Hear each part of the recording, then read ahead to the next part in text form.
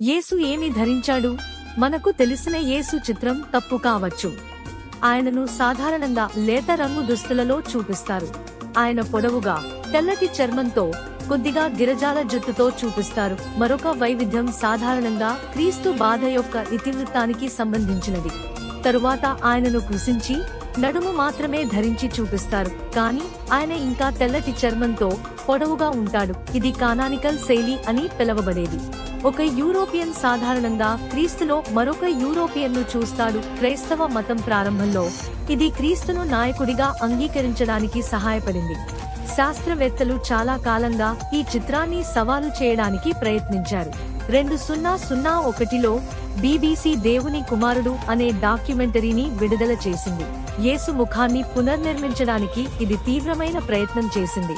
మనం అతని పనిని విశ్వసిస్తే యేసు చాలా భిన్నంగా కనిపించాడు. ఆయన మధ్య వయస్కుడు మరియు బలిష్ఠుడు, ముదురు రంగు చర్మంతో ఉన్నాడు. చిన్న గిరజాల జుట్టు మరియు గడ్డం ఆ చిత్రాన్ని పూర్తి చేశాయి. అతని ముఖంలో తరచుగా ఆందోళనకరమైన వ్యక్తీకరణ కనిపించింది. దీనికి చర్చి వెర్షన్తో చాలా తక్కువ పోలిక ఉంది. కానీ చాలా మంది శాస్త్రవేత్తలు మరింత ముందుకు వెళతారు.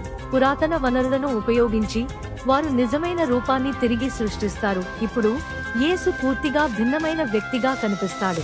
అన్నింటికంటే ముందు ఇది అతని దుస్తులకు సంబంధించినది. బైబిల్లో క్రీస్తు రూపాన్ని గురించి స్పష్టమైన వివరణ లేదు, కానీ యేసు అంచులు ఉన్న మాంటిల్ను ధరించాడని చెబుతుంది. ఇది టాలిట్ సాంప్రదాయ యూదు దుస్తులు అని పిలువబడేది.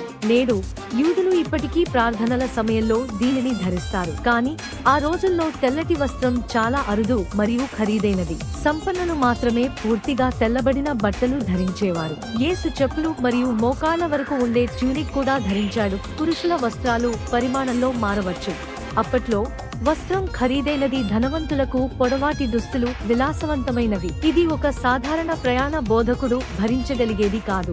జాన్ జీసస్ ప్రకారం ఒకే వస్త్రంతో తయారు చేసిన దుస్తులు ధరించేవాడు.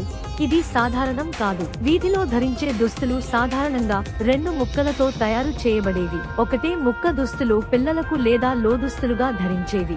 ఇది క్రీస్తు యొక్క తీవ్ర పేదరికాన్ని సూచిస్తుంది. క్రీస్తు సమకాలీనులు ఆయన సిగ్గుపడేలా కనిపించారని ధృవీకరిస్తారు. యేసు భిక్ష మీద జీవించాడు. ఈ కోణంలో ఆయన ఒక సాధారణ బిచ్చగాడిని పోలి ఉండేవాడు. ఆయన బహుశా అలసత్వంగా, చిరిగిన బట్టలు మరియు వీధి దుమ్ముతో కనిపించాడు. ఇది ఆయన బోధనలతో బాగా సరిపోతుంది. కానీ ఇది ఆయన సాధారణ చర్చి ప్రతిరూపానికి ప్రాథమికంగా భిన్నంగా ఉంటుంది. యూరోపియన్లు క్రీస్తును ఆయన నిజమైన రూపంలో స్వీకరించేవారా? విచారకరంగా మనకు సమాధానం ఎప్పటికీ తెలియకపోవచ్చు.